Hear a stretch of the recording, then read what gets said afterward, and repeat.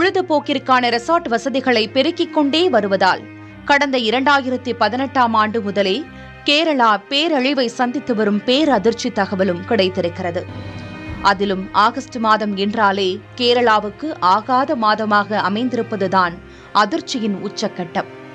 கேரளாவில் கடந்த 2018ஆம் ஆண்டு ஏற்பட்ட பெரு வெள்ளத்தில் சிக்கி உயிரிழந்தவர்கள் 483 பேர்.